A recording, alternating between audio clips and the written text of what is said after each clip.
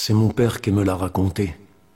Et à lui, son père est le père de son père, et c'est tellement loin que je ne sais plus quel père l'a raconté en premier. En ce temps-là, les humains avaient construit plein de villes sur la terre, des petites, des moyennes, des grandes, qui bientôt, en se rejoignant, firent d'immenses villes. Ça ne laissait pas beaucoup de place pour les autres. Tous les autres, non humains, gênaient partout. Il y avait de véritables massacres, des tentatives de génocide de non-humains et aussi d'humains. Beaucoup d'entre eux nous rejoignirent qui n'avaient pas gagné leur droit à l'existence.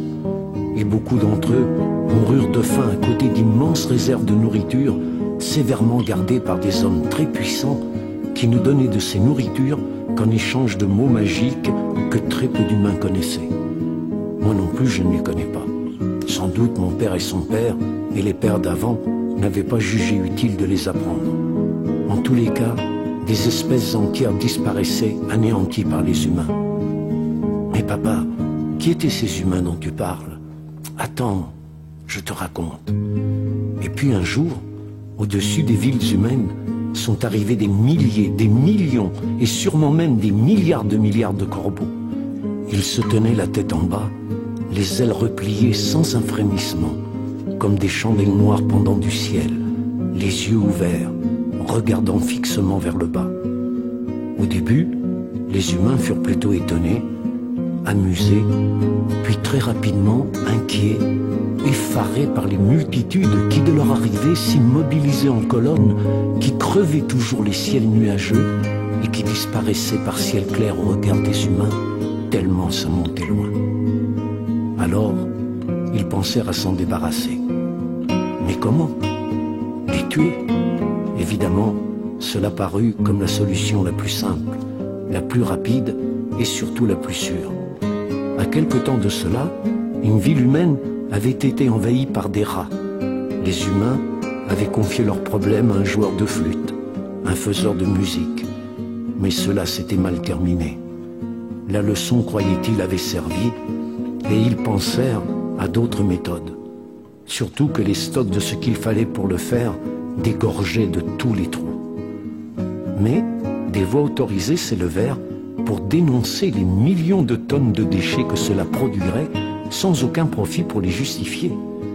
Ces voix autorisées faisaient valoir que la présence de ces corbeaux n'avait provoqué aucun accident, aucun préjudice, ni même généré aucune pollution. Tous les engins volants des humains volaient, et il y en avait beaucoup. Et pas un seul n'avait même effleuré un seul corbeau. Des milliers de colonnes de corbeaux disparaissaient comme absorbées par des vides inconnus qui les rendaient quand l'engin était passé. Les humains ne savaient pas ce que voulaient les corbeaux et n'imaginaient pas que les corbeaux puissent le savoir. Mais comme ces derniers n'apparaissaient pas hostiles, les humains décidèrent d'attendre. Et ils attendirent jusqu'au jour où, au même moment, comme si une consigne magique s'était révélée, tous les corbeaux déployèrent leurs ailes. Pas pour s'envoler, ils restaient toujours immobiles, ailes contre ailes, et d'un seul coup, ce fut la nuit sur la terre. L'immense frayeur de l'inattendu passé, les humains se ressaisirent vite. Ah, c'était ça leur truc. Eh bien, ils allaient voir ces putains de corbeaux. Un corbeau fou, ça peut faire rire, mais des milliards, c'est la guerre. Les humains leur lancèrent tout ce qu'ils avaient à lancer, et ils en avaient. Des balles, des obus, des bombes, des fusées, des gaz. Et tous ces projectiles traversaient l'épais manteau noir sans faire le moindre trou. Et la nuit dura 4 saisons, et l'hiver aussi, et puis 4 encore, et d'autres encore. Les humains, après avoir essayé vainement de les détruire, auraient bien parlementé. Mais quand on ne parle pas corbeau, la terre sans soleil se recouvrit de glace et ne donna plus rien aux humains. La terre entière s'entretua pour un peu de nourriture. Et puis, le dernier humain se coucha pour toujours. Alors, tous ensemble, les corbeaux replièrent leurs ailes et longtemps à nouveau immobiles, ils attendirent que le soleil fasse fondre les glaces. Lorsque la terre eut repris son aspect d'avant, tous ensemble, Ils fondirent sur la terre, s'abattant sur les restes des humains, les engloutissant sans un cri, dans un silence effrayant.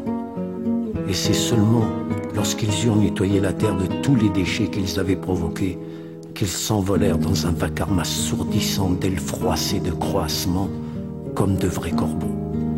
Et puis, comme on n'avait jamais su d'où ils étaient venus, vraisemblablement ils y retournèrent, car on ne les revit jamais plus. Enfin, je veux dire, pas aussi nombreux.